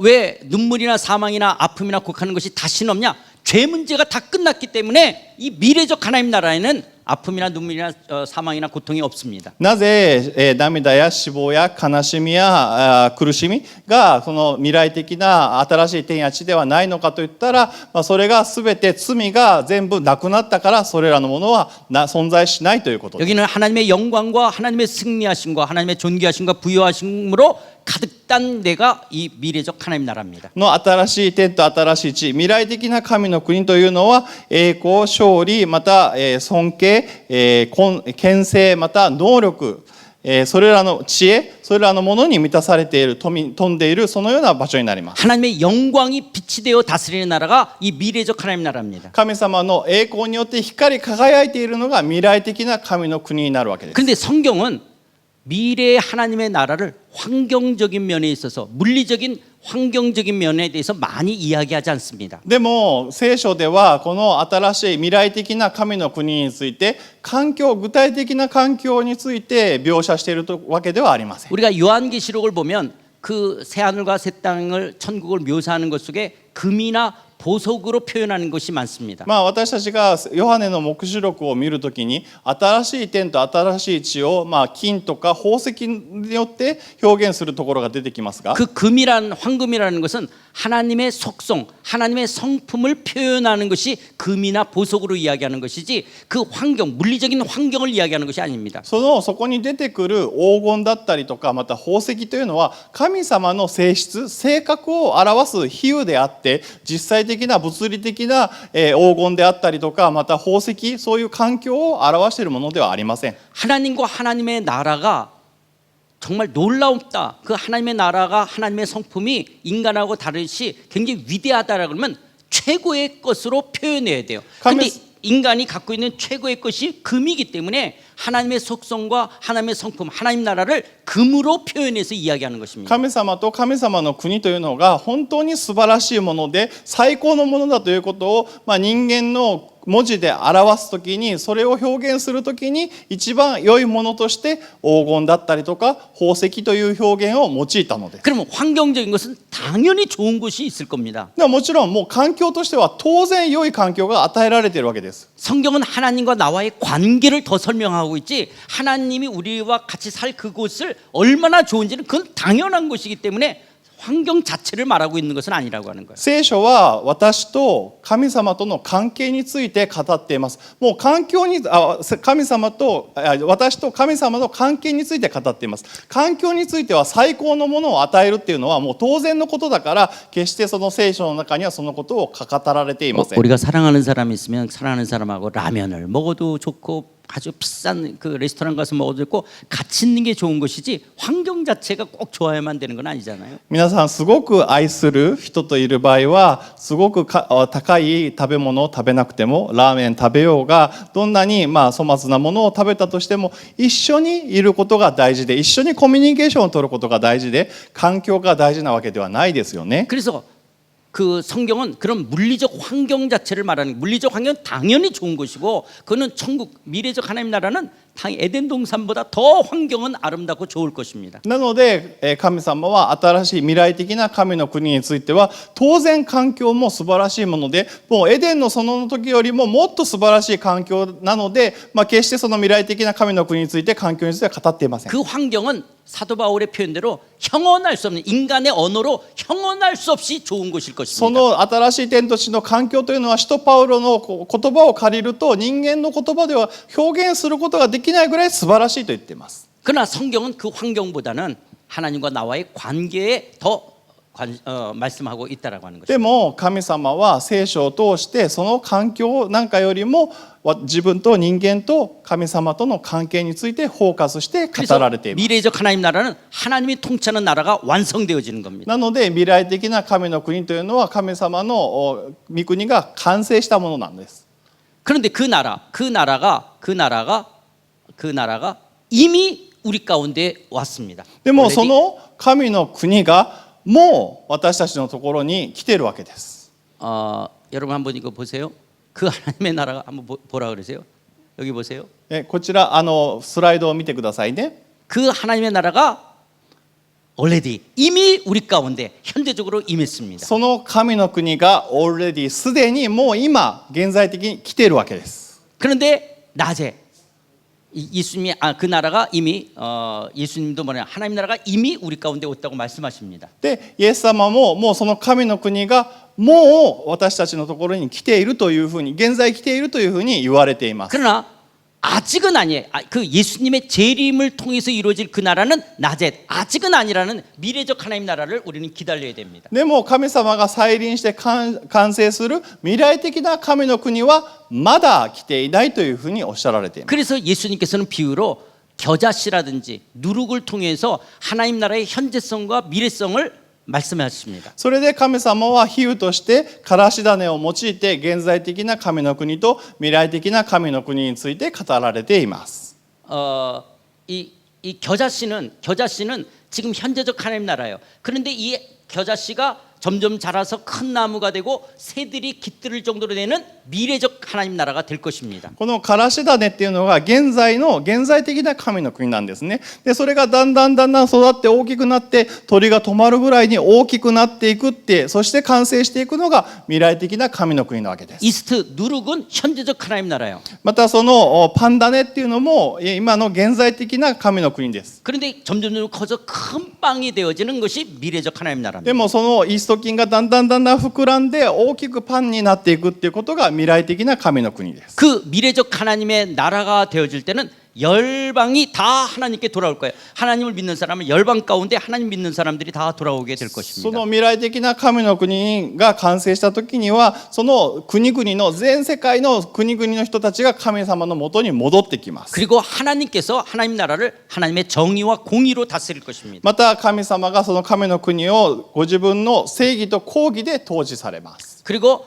여기에 이 하나님 나라는 억울한 사람, 원한과 분노의 사람은 없을 것입니다. またその未来的な神の国、終末論的な神の国では無念を持っている人、また恨みや怒れる人もいません。 이 미래적 하나님 나라는 차별과 멸시와 모독을 당하는 사람이 없을 겁니다. また未来的な終末論的な神の国というのは差別とか蔑視とか冒涜とかそういうことを受ける人が存在しません。 전쟁과 질병과 고통과 죽음이 없는 곳이 이 미래적 하나님 나라입니다. また戦争や病や苦痛や死がないそういったところが未来的な終末論的な神の国なわけです。 아담과 하와가 범죄한 이후에 하나님께서는 이 미래적 하나님 나라를 완성할 것을 목표로 삼았습니다. アダムとエバが罪を犯した瞬間から神様はこの今言った未来的な終末論的な神の国の完成を目指しました。 아담과 하와보다 더 우리 안에 성령이 들어오셔서 하나님의 나라의 백성으로 살 수 있는 것을 하나님은 꿈꾸셨습니다. アダムとエバよりももっと聖霊様が私たちの中にやってきてその未来的な終末論的な神の国が完成することを私たちによって、実現することを神様は夢見られたわけです。 그래서 아담과 하와가 선악과를 따먹은 것은 하나님과의 언약을 어긴 것이라고 호세아 선지자는 이야기하고 있습니다. なので、預言者ホセアは、アダムとエバが善悪の木の実を食べたということは神様との約束を破ったというふうに言いました。 그래서 하나님께서는 이제 아브라함을 통해서 하나님의 나라를 세우실 것을 꿈꾸십니다. それで神様はアブラハムを通して神の国を完成されることを夢見ました。 그래서 아브라함과 언약을 체결하시면서 내가 다시 너의 하나님이 되어주겠다고 말씀하십니다. そして神とのアブラハムと契約をされて、またあなたたちの神になるんだというふうに言われました。 그래서 여러분 계약할 때 우리가 계약서를 쓰면 갑방, 을방 거기에 가운데 도장 찍잖아요. 그 도장이 쪼개지잖아요. 이게 언약이에요. 언약. 私たちが契約書を結ぶ時にも2枚合わせてそこの真ん中にハンコをしてそれをそれぞれ持ちますよね。それがつまりこの聖書でいう契約なんですよ。 근데 계약하고 언약, 카비넌트는 조금 다른 것인데 그럼 약속하고 카비넌트를 프라미스하고 카비넌트가 다른 게 프라미스는 권한과 책임이 동등해요. 프라미스, 약속은. プロミスとカバナントの違いで説明しますけども、プロミスはお互いが対等なわけです。 예, 그러니까 권한과 책임이 동등해요. 権限と責任が同等なわけです。 근데 카비넌트는 우리 어떤 권한은 있는데 책임을 한쪽에서 못했다 할지라도 한쪽은 그 책임을 끝까지 다하겠다라는 것이 언약이에요. カバナントの場合はこの一方がもしその権限はあるんですけども、その約束を一方が守らなかったとしてもこの権限っていうのはずっとちゃんと守ってくれるというのがカバナントのわけで 그래서 す。 부모와 자식과는 언약적 관계입니다. なのでそれをうまく比喩として表現したら親子の関係ということができると思います。 그래서 부모와 자식이 약속을 해도 자식이 어겨도 부모는 끝까지 그 약속을 지키죠. 그게 이제 부모죠. 그래서 언약적 관계죠. 親子の関係の時にもし子供がちゃんとその約束を守らなかったとしても親はちゃんと約束を守るわけですね。なのでそれがカバナント、その聖書的な約束ということができます。 사실 부부 관계도 언약적 관계입니다. つまり夫婦の関係もそういった契約ということができると 근데 思います。 요즘은 다 약속처럼 돼버렸죠. でも最近はその聖書的な契約が普通の約束のように、さっき言った約束みたいになってしまいました。 네가 불륜을 행해? 그럼 나도 불륜하는 거야. あなたが不倫する、じゃあ私も不倫するよとか、 네가 나 싫어해? 그럼 나도 너 싫어하는. じゃああなたが私のことが嫌い、じゃあ私もあなたのことを嫌い。 이게 약속인데 원래는 성경에서는 부모와 자식 관계, 부부 관계가 하나님과 우리와의 관계처럼 언약적 관계입니다. でもこれはただ単なる約束になってしまうので、でも夫婦関係っていうのは先ほど言った親子関係のように、神様が約束された聖書的な約束のような夫婦関係でもそのような契約関係にならなければならないということです。 그래서 여러분 언약이라고 하는 것이 자른다라는 뜻이에요. 자른다. なのでその聖書的な約束契約っていうのは切るという意味があります。 우리가 계약서에 도장을 찍어서 쪼개지는 거 잘라지지 않습니까? 契約書で真ん中にハンコを押してそれを分けて2通で1通ずつこう分けますよね。 그래서 하나님께서 아브라함과 영원한 언약을 삼으면서 이스라엘 백성들에게 할례를 행하라고 하는 거예요. そのような契約をアブラハムと結んで、その切るっていう意味を込めてイスラエルの民に割礼というものを義務として与えたわけです。 하나님과 인간이 계약서 종이에다가 할 수 없으니까 하나님은 인간과 언약을 체결하면서 몸에다가 계약을 하는 거예요. 神様と人間がその契約書を書いていついつ持つっていうことができないので、その体に切るということをもってその契約の関係を表しました。 그래서 아브라함의 자손들은 태어난 지 8일만 되면 그 남자 꼬추의 앞부분 포경 수술하듯이 이 살을 잘라내는 할례를 받게 되어지는 거예요. なのでアブラハムの子孫たちは生まれて8日後に男性の性器を切ってその包皮を切るというふうなことをするわけです。 그래서 그것이 나에게 언약의 표징이에요. 언약. 내가 하나님의 백성, 나는 하나님이 다시 나의 하나님이 됐다. 이것을 표징하는 것이 할례인 겁니다. それが私がまた私の神になってくださった、それを表すその契約の印、それが割礼なわけですね。 이거는 절대로 내가 취소하거나 변개하지 않겠다. 그래서 몸에다가 아예 지니게 한 겁니다. それは決して、キャンセルすることができない、解消することができない。だから自分の体にそれを刻み込むという意味で割礼というものを与えたわけです。 그래서 이스라엘 사람들은 할례 받았다라는 것을 굉장한 자긍심으로 여기는 거예요. なのでイスラエルの人たちは自分が割礼を受けたというのはすごく誇らしいことなんだというふうに言うわけです。 그런데 우리는 예수님이 오셔서 우리는 마음의 할례를 하는 자들이 됐습니다. でも私たちはイエス様が来られることによって心に割礼を受けた存在になりました。 성령이 오셔서 절대로 우리의 이 약속을 취소하지 아니하시고 우리 이 약속을 지켜 다시 내가 너의 하나님이 되어주겠다라고 하시는 거예요. 聖霊様が来てくださって必ずその聖書的な契約を破ることはないよというふうに、二度とその契約を破ることはなくてあなたの神になるよという約束をしてくださいました。 그리고 하나님께서는 이제 이스라엘 백성들을 가나안 땅에 이끌어 가시는데 출애굽하면서 하나님 뭐라고 하냐? 내가 너희들을 출애굽시키는 이유가 뭐냐? 너희들을 내 백성을 삼고 나는 너의 하나님이 되기 위해서 너희들을 출애굽시킨다고 말씀하시는 거예요. そして神様が、そのイスラエルの民をエジプトから救い出して、出エジプトをしながら何と言われたかというと、私の民として私はあなた方の神となると言われました。 그래서 하나님이 이스라엘 백성과 언약을 체결하십니다. そして神様はイスラエルの民とまた聖書的な契約を結ぶようになりました。 그런데 그 광야 1세대는 하나님을 믿지 않기에 광야에서 다 죽게 되어지고 그 자손들과 다시 하나님이 언약을 체결하십니다. でもその荒野を渡った出エジプトをした第一世代は神様との約束を破らなかったので、神様はまたその次の世代とその聖書的な契約を結びました。 내가 너희들을 내 백성으로 삼고 나는 너의 하나님이 되겠다라고 약속하십니다. 私があなたの神となって私の神となり、また私が主があなたと結ばれた契約の地であるというふうに言われました。 그리고 이제 다윗 때 와서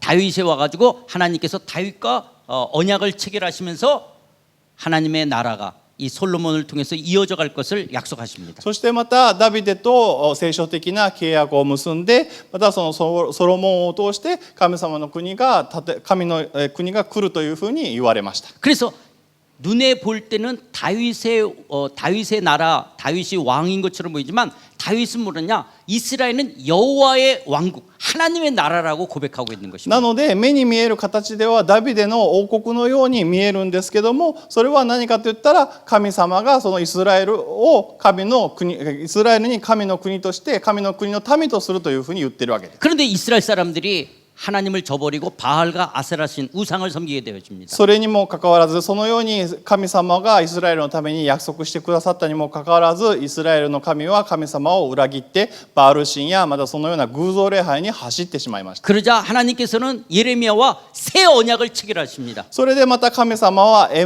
レミヤと新しい聖書的な契約を結びました。 이스라엘을 버리는 것이 아니라 새 언약을 체결하십니다. イスラエルを捨てたわけじゃなくて、また新しい聖書的な契約を神様は結ばれました。 모세와 맺은 언약과 다른 새 언약입니다. モーセと結んだ契約とは違う、また新しい聖書的な契約を神様は結ばれました。 왜 이렇게 새로운 새 언약을 맺냐? 나는 너희 하나님 되고 너희는 내 백성을 삼기 위한 것이라고 말씀하십니다. なぜじゃあ神様はまた新しい聖書的な契約をこの民と結んだかというと、私は彼らの神となり彼らは私の民となるということを言いたかったからです。 모세와 맺은 율법은 돌판에다가 새겨진 법입니다. モーセと結んだその律法というのはその石の板に書かれたものでした。 돌판에 새겨진 법을 내 의지로 지켜가야 되는 거예요. 石のところに書かれたその律法の約束を自分の力で守らなければなりません。 그런데 이스라엘 사람들은 그 율법을 지키지 し 못했습니다. かしイスラエルはその律法を守ることができませんでした。 그런데 선지자들을 통해서 새 언약을 맺겠다고 말씀하십니다. でも預言者を通して新しいまた聖書の契約を結ぶと神は言ってくださいました。 새 언약은 돌판이 아니라 우리 마음판에다가 하나님의 법을 세우겠다고 말씀하십니다. 新しいその契約、聖書的な契約は石の板ではなくて心の板に書くものとすると言いました。 그리고 그 율법을 내 의지가 아니라 성령이 율례와 법도를 지켜가겠다고 말씀하십니다. そしてその約束というのは、その律法というのは自分の力で守るんじゃなくて聖霊様を通して守るようにしてくださったわけです。 그래서 우리는 이 신약 시대 때 오늘 우리들은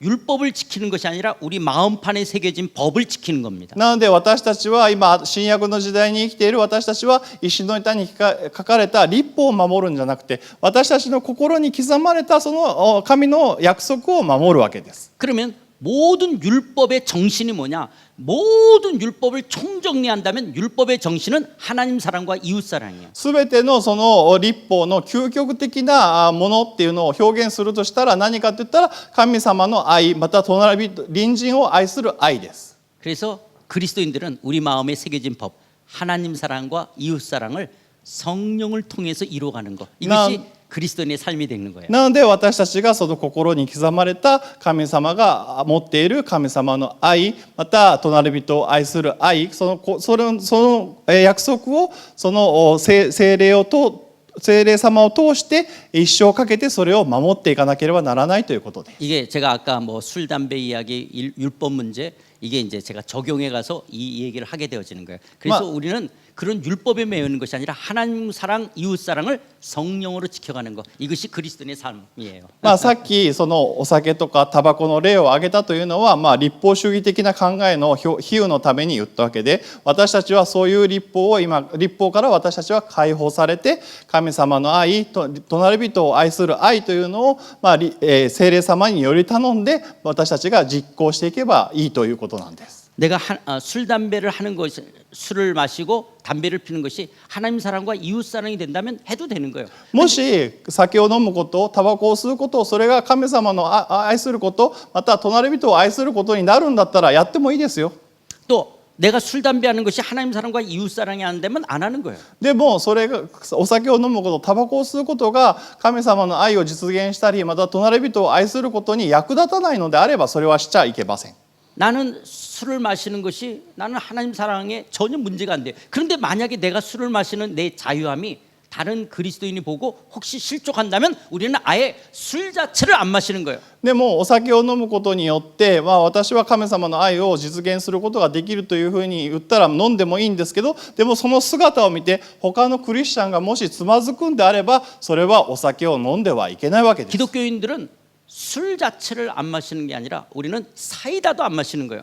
クリスチャンはお酒を飲まないということじゃなくて、私たちはサイダーすらも飲んじゃいけないんです。 왜냐하면 혹시 그걸 정정으로 알고 혹시 실족한다면 우리는 절대도 사이다도 마시는 우리는 콜라를 마시는 사람들이 크리스찬이에요. またサイダーを見てそれがお酒というふうに誤解する人がいるんだったら、私たちはサイダーを飲んじゃダメですし、コーラを飲まなければなりません。 그러니까 크리스찬은 술을 안 마시는 정도가 아니라 사이다를 안 마시는 사람들. 私たちはお酒を飲まないだけ、クリスチャンというのはお酒を飲まないだけじゃなくてサイダーすらも飲んじゃいけないぐらい厳しい。 크리스찬들은 콜라 마시는 사람들이에요. そういう私たちはコーラを飲む人たち 왜냐 なんです。 마시면 간장 마신다라고 생각할 거니까 우리는 누가 시험 들 사람이 없어요. でもコーラを飲んでたら、それを醤油を飲んだと誤解する人ぐらいしかいないから別にコーラは大丈夫だからです。 그래서 우리는 율법에 매여 있는 것이 아니라 하나님 사랑과 이웃 사랑의 자유함을 누리는 삶입니다. なのでまとめると、私たちは律法に縛られるんじゃなくて神様の愛、隣人を愛する愛を実践するために生きなければならないと 그래서 いうことです。 말라기 선지자는 이제 그런 하나님의 날이 오기 위해서는 엘리야가 와야 될 것을 예언합니다. それで預言者マラキはそのような神の国が到来するには預言者エリアが来なければならないと言われます。 엘리야가 환생한다라는 것이 아니라 엘리야 같은 역할을 할 사람이 올 것을 말씀하는 것입니다. エリア自体が来るというよりエリアのような役割をする人が来るというふうに言われました。 그리고 400년 동안 아무런 하나님으로부터 계시의 말씀이 없었습니다. でもその後マラキが預言した後から400年間何も音沙汰がありませんでした。 그런데 어느 날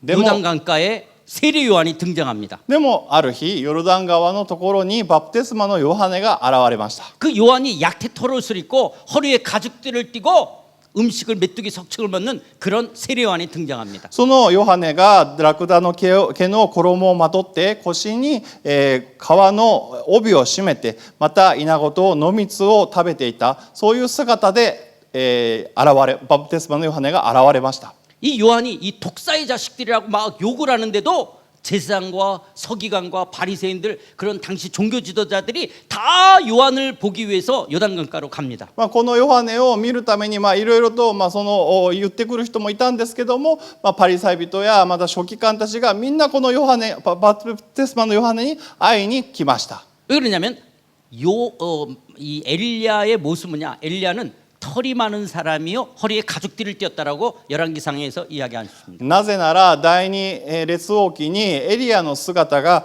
毛衣を着て腰に革の帯を締めた人というふうに表現されていたからです。 어떤 번역에는 털 옷을 입었고 허리에 가죽띠를 띄었다라고 번역도 돼 있습니다. またある訳ではこの訳と同じですけども毛皮を着てまた腰に革の帯を締めた人というふうに言っています。 그러니까 엘리야는 털이 많든지 털옷을 입었든지 그런 사람이고 허리에 가죽띠를 띈 게 이게 엘리야의 패션이었습니다. つまりエリアのファッションというのは毛深かったか毛皮を着ていたかそして腰に革の帯を締めていたというわけです。 그런데 세례 요한이 낙타 털을 입고 허리에 가죽띠를 띄었어요. 누구 같아요? 꼭 そしてエリアそんな時にバプテスマのヨハネの姿を見たらラクダの毛の衣を着ていて腰に革の帯を締めていた。これはつまり誰のようでしたか？ 엘리야 같은 거예요. 엘리야みたいだったわけです. 그래서 당시 종교 지도자들이 だから 다 요단강가를 간 거예요. 当時の宗教指導者たちはヨルダン川にそのバプテスマの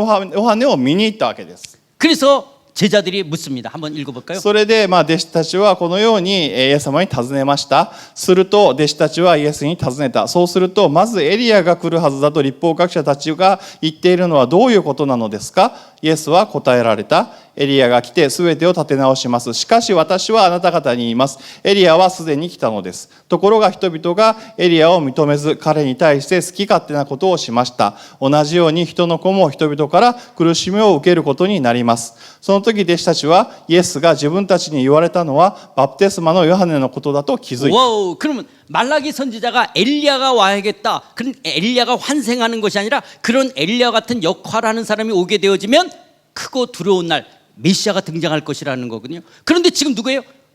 오리라 한 엘리야가 지금 예수님 누구예요? 세례 요한이라면 곧 내가 누구냐? 내가 메시아라는 것을 이야기하는 な 말씀이 ので 이겁니다. 預言者のマラキが言ったそのエリアが登場しなければならないというふうに言ったことはエリアの幻が見えるんじゃなくてエリアのような格好をした人が現れるということ。そしてその実際に400年後にエリアのような姿をしたバプテスマのヨハネが現れてそして今度その時にそれがこの人がメシアなんだというふうになってみんなその宗教指導者たちは驚いたわけです。 스고이.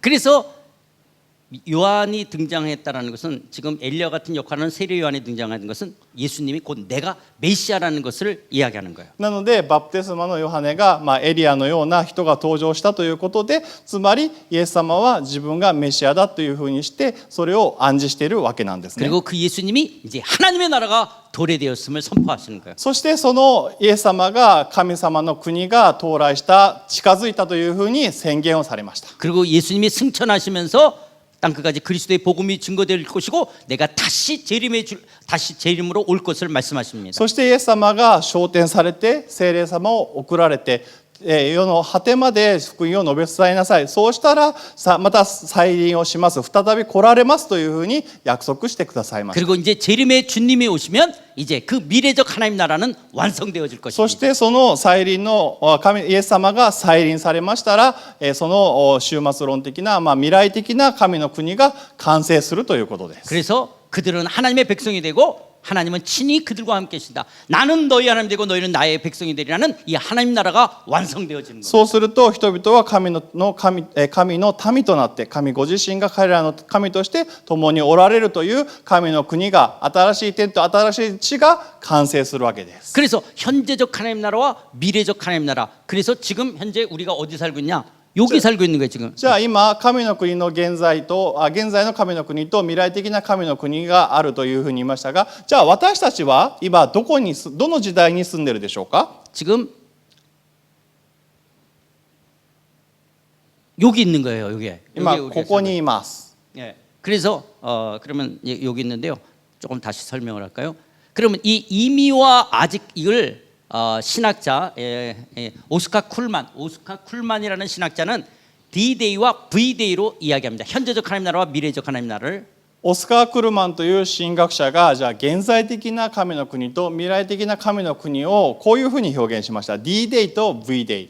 노르만디 상륙 작전할 때 연합군이 노르만디 상륙 작전하는 건 D-Day이고 연합군이 독일군을 다 무찌른 것을 V-Day라고 이야기하는 것처럼 예수님이 초림하신 것을 D-Day, 예수님의 재림을 V-Day로 오스카 쿨만은 이야기합니다. ノルマンディー海戦の時に連合軍が、上陸した時が D-Day で、そのドイツ軍に勝利した時が V-Day なんですけども、イエス様が初臨した時初めてこの地にやってきたことが D-Day で、神様が再臨することがV-Day というふうに比喩したわけです。 헤르만 리델보스라고 하는 신학자는 아브라함의 언약의 성취가 현재적 하나님 나라라면 아브라함의 언약, 그 언약의 완성이 미래적 하나님 나라라고 이야기합니다. またヘルマン・リデルボスという神学者はこういうふうに言われました。そのアブラハムの聖書的な契約が成就するのが現在的な神の国で、それが完成するのが未来的な神の国だというふうに言われました。 저는 소매상이에요. 제가 다 이분들 도매상으로부터 물건 떼다가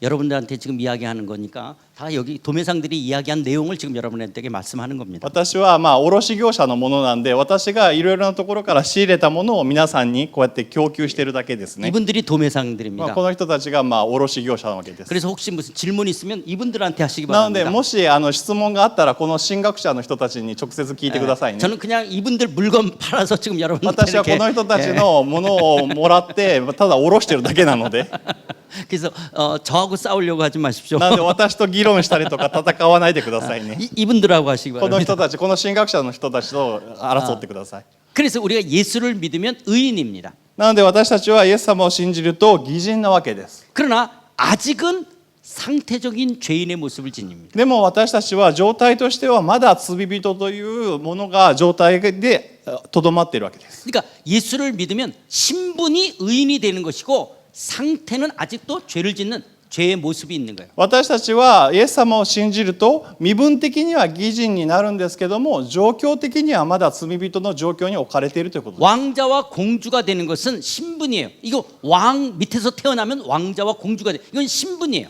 王子やお姫様になるっていうのは王様の元に生まれれば自動的になりますよね。これはあくまでも身分です。 근데 왕자가 8살이고 공주가 6살이에요. 아직 왕자답지가 않은 거예요. 공주답지가 않은 거예요. 이건 상태적으로 왕자답지 않고 공주답지 않은 거예요. で 상태가. も王子やお姫様が8歳だったり6歳だったら全然その王子様らしくもないですし、お姫様らしくもない状態ですよね。 우리가 예수님을 믿음으로 말미암아 신분은 의인이 되는 거예요. なので私たちはイエス様を信じるだけで身分は義人になります。 그런데 의인답지 않은 거예요. 상태는 아직 죄를 짓고 있는 거예요. でも状態としては義人らしくはまだないということです。 이게 이미와 아직 우리들의 모습이에요. これがまだすでにとまだの間に生きている私たちの姿です。 예수님은 사탄의 권세를 깨뜨리고 승리하셨어요. イエス様はサタンの力に対して打ち破って勝利されました。 그러나 예수님이 재림할 때까지는 사단과 싸워야 되는 전투적 삶을 살아가야 되는 것이 오늘 우리들이에요. でもイエス様が再臨されるまではまだサタンと戦わなければならないというのが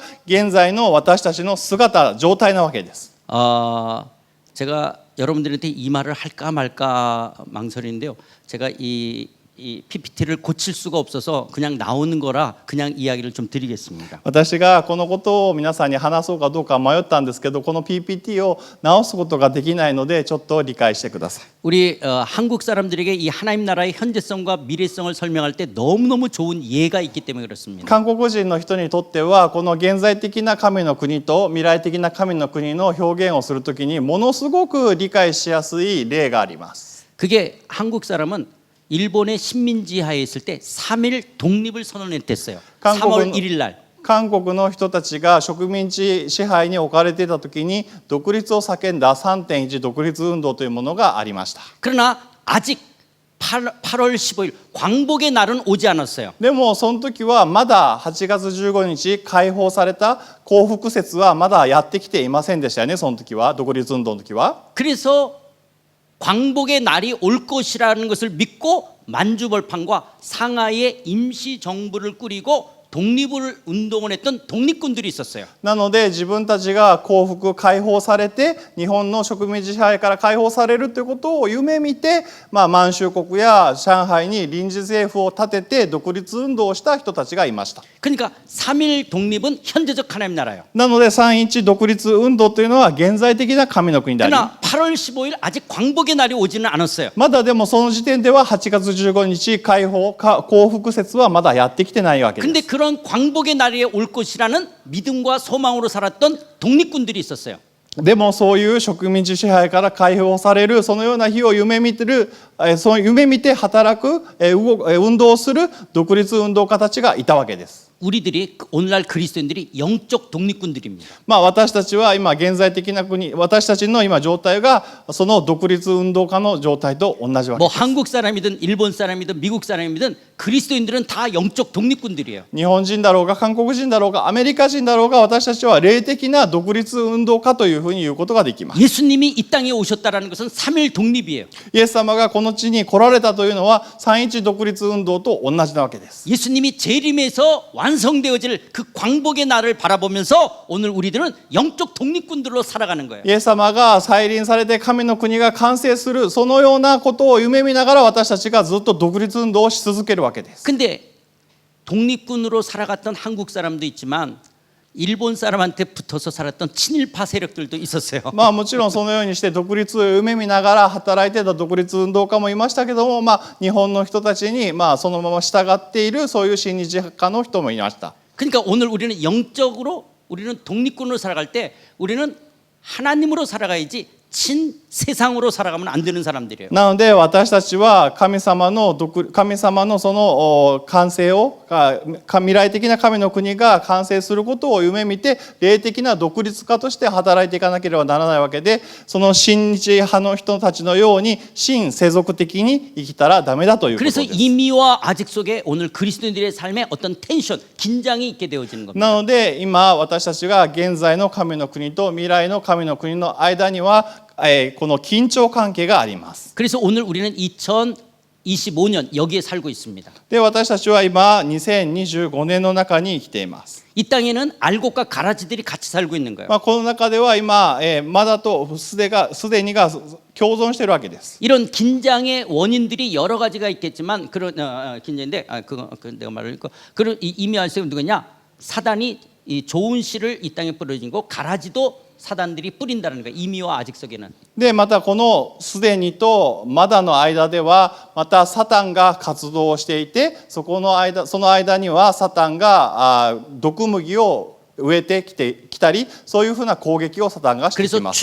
추수때가 되면 알곡과 가라지를 구분할 것입니다. それでまあ収穫の時を迎えたらその麦と毒麦を区別することになります。 그래서 예수님이 재림할 때까지는 알곡과 가라지들이 같이 살아요. なのでイエス様が再臨するまでは麦も毒麦も一緒に生活して育っていくわけです。 그렇기 때문에 이 땅에서 겪는 크리스찬의 텐션, 갈등이 있습니다. なので私たちはこの世においては緊張関係を持って緊張を持って生きていかなければなりません。 여러 가지 이유가 있겠지만 크게 세 가지만 이야기한다면 まあいろいろな理由がありますけども大きく3つ説明すると 첫 번째는 1つ目は 사단이 활동한다라는 거예요. サタンが活動しているということ 근데 で 이 す。 사단은 폐잔병입니다. でもこのサタンというのは敗戦兵なんです。 예수님이 부활하시면서 사단의 머리를 깨뜨리고 승리하셨어요.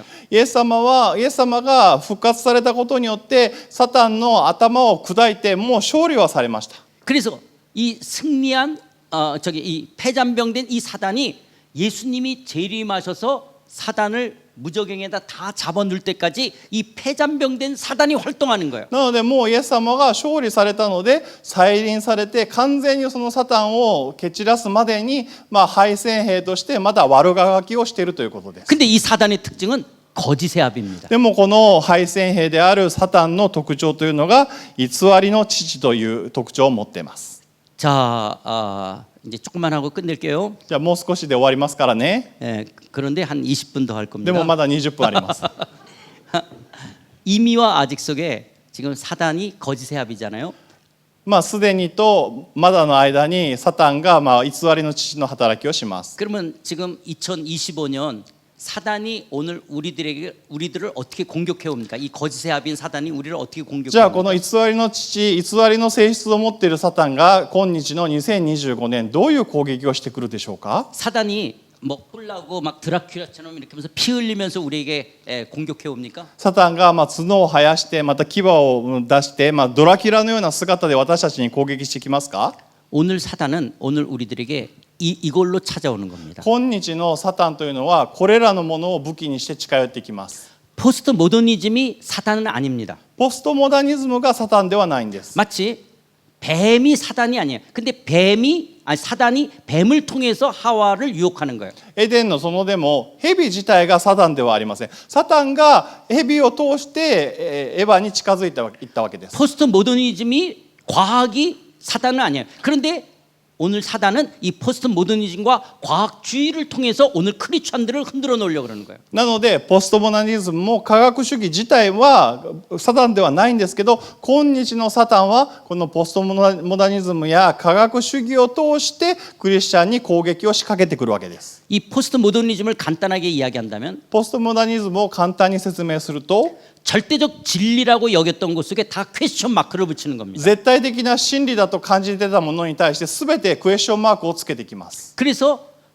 다양성들을 추구하는 겁니다. なので彼らは多様性というものを追求し始めます。 그런 점에서 포스트 모더니즘의 긍정적인 면이 있습니다. なのでそういうことによってポストモダニズムには肯定的な面があるわけですね。 어떤 절대적이라고 여겼던 어떤 경계와 벽이 무너지고 絶対的だとか思っていたもののその障壁やまた境界線をぶち壊して 다양성이라는 새로운 열림과 기회를 열어주었습니다. 多様性というそういう開かれたもの、新しいものを見せてくるわけです。 이런 면 속에서 포스트 모더니즘의 긍정적인 면이 있습니다. そういうことによってポストモダニズムにも良い面、肯定的な面はあります。 근데 사단은 이 포스트 모더니즘으로 오늘 기독교를 공격해 옵니다. でもそのサタンはこのポストモダニズムという考え方を利用してクリスチャンを攻撃していきます。 그래 하나님도 신이야. 그러나 하나님 외에 또 다른 신이 있다. 다양한 신을 인정하라는 거예요. そうだよね。もう神様ももちろん神様はいるよね。神様だよね。でも他にも神っていう存在がいるんじゃないっていうふうに言ってきます。 예수님의 십자가의 죽으심과 부활로 구원이 있지만 또 다른 것으로도 구원을 얻을 수 있다는 거예요. イエス様の十字架にも救いがあるというふうには認めるけども、その他にも救いがあるんじゃない？ 성경도 경전, 진리지만 또 다른 진리, 또 다른 경전이 있다라고 말하는 거예요. 聖書も本当の真理を述べている経典ではあるけど、また他に真理を述べている経典もあるんじゃない？ 그래서 오늘날 젊은 사람은 뭐냐? 내가 너 기독교인이라고 해서 내가 너를 비난하지 않을게. 너도 내 종교를 존중해 주라는 거예요. なんで今日特に若い人たちにはあなたがクリスチャンだからって私はあなたのことを攻撃しないよ。でもあなたも私が神様を信じないからと言って攻撃しないでねっていうふうに若い人たちは言いま 그래서 す。 내 종교를 존중해 달라는 거예요. なのでそれはつまり私の宗教を尊重してくれって言ってきます。 근데 우리는 그렇게 할 수가 없어요. でも私たちクリスチャンはそういうふうにはできませんよね。 기독교인들의 이 마음이 좁고 옹졸해서가 아닙니다. クリスチャンの心が狭くてただ本当に頑固者だからじゃないんです。 하나님만이 정말 살아계신 참된 신이라면 이건 절대적 진리예요. 神様だけが生きている本当の神だというふうに言うからです。 그럼 우리는 다른 종교를 믿는 그 종교를 믿는 사람들은 사랑할 수 있지만 그 종교적 사상과 우리는 함께할 수가 없는 거예요. なので私たちは他の宗教を信じる人たちを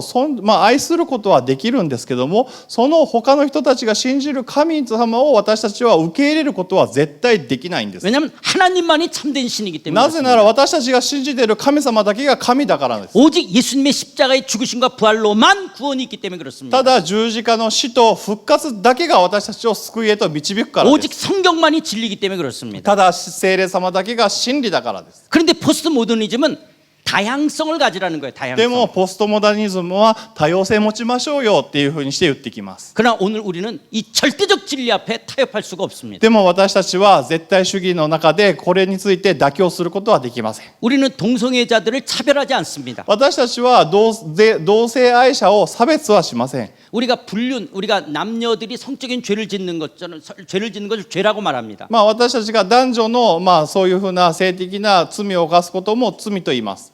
그런데 동성끼리 하는 것을 죄라고 우리는 말을 해야 됩니다. まあ、でも私たちがつまり同じまた同性でそういうふうな性的な関係を結ぶことも罪だと言わなければ 왜냐하면 なりません。 성경은 남자와 여자를 창조하셨다고 말씀하시기 때문에 なぜ 그렇습니다. なら聖書というのは男と女という性別2つだけを創造されたからです。 우린 기독교인들은 절대로 동성애자들을 괴물을 보듯이 이상한 사람을 보듯이 그들을 인권을 차별해서는 안 됩니다. なので私たちクリスチャンは決して同性愛者たちを獣を見るようにして人権を蹂躙したりしてはいけません。 그러나 죄를 죄라고 말해야 되는데 죄를 죄라고 말하지 말라는 걸 우리는 동의할 수는 없습니다. でも罪は罪として言うべきであり、それを罪と言うなということに対しては私たち同意することはできません。 이런 면 속에서 우리는 이 포스트 모더니즘이 우리의 절대적 신앙을 공격해 온다라는 거예요. そういうふうにして私たちの絶対的なそういう信仰に対してポストモダニズムを通してサタンは攻撃してきます。 우리는 기독교는 절대로 이렇게 과학을 배척하지는 않습니다. また私たちクリスチャンは決して科学を排他したりとかすることはありません。 근데 과학주의는 과학으로 설명돼야지만이 팩트로 받아들이려고 합니다. でも科学主義というのは科学で説明できることだけがファクトだと事実だというふうに言ってきます。 하나님은 과학을 뛰어넘는 하나님이 과학을 만드신 분입니다. でも神様は科学を超越して神様が科学を作られました。 근데 과학주의자들은 자기의 과학적인 지식으로 하나님에 대해서 공격하는 것, 우리는 이 부분을 동의할 수가 で 없는 も科 것입니다. 学主義者たちは科学をもって神様を攻撃してくるので、それに対して私たちは同意することができません。 그래서 이미와 아직을 사는 동안 오늘 우리들이 지켜내야 될 것이 뭐냐? 오직 예수님만이, 오직 성경만이 진리라는 이 절대적 진리를 사수해야 됩니다. なんですでにとまだの間を生きている私たちは絶対的な真理、Only Jesus, Only Bible という真理を持って私たちは生きていかなければなりません。 근데 사단은 그래 예수도 인정해, 성경도 인정해, 또 다른 신, 또 다른 경도 인정하라. 우리는 여기에 동의할 수가 없는 것. でもサタンはイエス様も認めるよ、聖書も認めるよ、でも他の神も他の経典も認めろっていうふうに言ってきますが、私たちは絶対そこに同意することはできません。 또 이미와 아직을 사는 오늘 우리들에게 두 번째는 어떤 문제가 있냐? じゃあまたすでにとまだの間を生きている私たちにどういう問題があるか。 예수 안 믿는 사람들하고 같이 살아야 된다는 거예요. イエス様を信じてないノンクリスチャンたちと一緒に生きていかなければなりません。 예수님이 재림할 때까지 예수 안 믿는 넌크리스찬하고 이 땅을 같이 살아가야 돼요. イエス様が再臨するまでこの地においてノンクリスチャンたちと一緒に生きていかなければなりません。 알곡과 가라지가 같이 살아야 되는 거예요. 麦と毒麦と一緒に育っていかなければならないということ 그렇기 です。 때문에 오는 가치관의 충돌이 있습니다. なので私たち今日価値観の衝突が起こります。 우리는 하나님이 우리의 힘입니다. 私たちは神様が私たちの力です。 근데 넌크리스찬들은 하나님이 없기 때문에 돈이 힘이라고 여기는 でも 거예요. ノンクリスチャンは神の存在が自分たちにないのでお金が自分の力だというふうに言 그래서 います。 크리스찬과 넌크리스찬이 이런 가치관의 충돌을 갖게끔 되어지는 거예요. なのでクリスチャンとノンクリスチャンはこのような価値観の対立が起こります。 가인이 이제 하나님으로부터 쫓겨났기 때문에 그날 저녁부터 가인은